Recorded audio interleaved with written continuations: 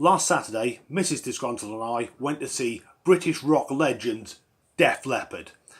Now, a strange thing for me is that because they aren't a particularly heavy band and their songs aren't about death and destruction, that sort of sets off my inner metalhead, and I have to convince myself that I'm only going to see them to keep the wife happy.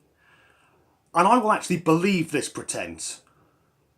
At the venue, I'll be there going, yeah, I'm just here with the wife, she loves him. And Mrs. Disgruntled is a massive Def Leppard fan. And this denial continues right up to the second when the curtain goes up, and then I turn into a fucking 9-year-old girl who's been given a pony. And the show we were at was excellent. It was Phil Cullen, the lead guitar player. It was his birthday. Hang on, this guy here. See that guy there that's ripped to shit? Famous rock star, but hasn't been able to afford a shirt for the last 30 years. In that picture, he's 58 years old and built like a brick shithouse. And this was his 61st birthday, and he looks even better. I'm not worried about getting old if that's what happens to you. I didn't look that good when I was fucking 25. But Def Leppard, if you are a fan, I have to admit I am a fan. It's one of the best concerts I've ever been to, and I've been to fucking hundreds. One of the things that people often say, if you're a Def Leppard fan, as if you didn't know, they go, do you know the drummer's only got one arm? And he has, Rick Allen, that guy there. He wasn't born with one arm, he lost it in an accident. I mean, if you've been born with that birth defect, drummer would be a fucking strange career choice. But he lost his arm in a car crash in, don't quote me, but I think it was December 84. Lost control of his Corvette, which Elliott, his Corvette, nothing surprising there. I've heard the handling's that bad. The reputation is you could park that car, and when you come back it'd be the other way round. But yeah, he crashed the car, and most of him was thrown out of the vehicle, apart from one of his arms. Now, tragedy's never been that far from Def Leppard. Their guitar player Steve Clark passed away at the age of 30 from alcohol poisoning, and that is a real fucking tragedy because the guy was a genius on the guitar.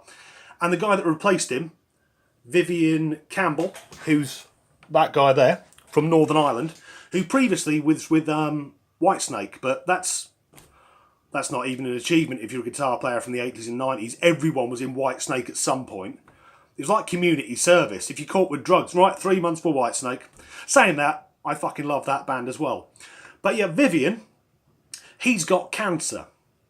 And notice I said got, not had. He was diagnosed a few years ago, had treatment, it went into remission, came back, and now what this guy does is every 3 to 4 weeks has treatment to keep it at bay. How fucking hardcore is that?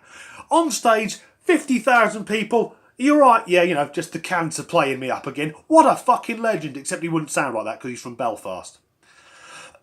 And we've actually, the wife and I, we met Joe, who's the singer, a few years ago. And if you know me socially, or know us socially, Mrs. Disgruntled will let you know she's met Joe Elliott within the first 3 or 4 seconds of meeting new people.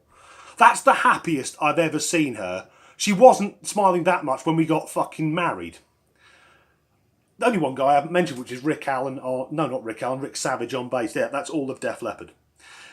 And the thing is, there aren't many things at the minute that make me proud to be British. But guys like this do, these old school, hardcore rockers, who should have all been dead thousands of times over, who are playing now better than they were 20 or 30 years ago. Other band, Maiden, they're all in the fucking late 50s or 60s now. They're every bit as good as they used to be. I'm going to see Ozzy Osbourne next year. He's fucking 70! I mean, admittedly, he probably doesn't know he's 70 because Ozzy hasn't known what day of the week it is since 1983. If you're American, because I know some American guys and girls watch this as well, you can be just as proud of guys like Alice Cooper, Aerosmith. Keep putting on these amazing performances. But weirdly, with Def Leppard, even though they're British and their logo is a massive Union flag, which I'll actually call a Union Jack. I wouldn't normally do that because it's only a Union Jack when it's flying from the Jackmaster ship.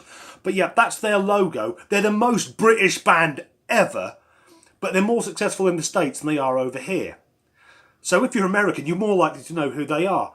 But there was a film made, I'm going off on one here, called The Def Leppard Story, and you can see it here on YouTube if you don't mind the Spanish subtitles. And it's wonderful because it's possibly the worst film ever made. because it's been made for Americans, but it's set in England, but filmed in America, trying to look like England. So all the spelling's American English, like centre is spelled C-E-N-T-E-R, whereas we spell it R-E at the end.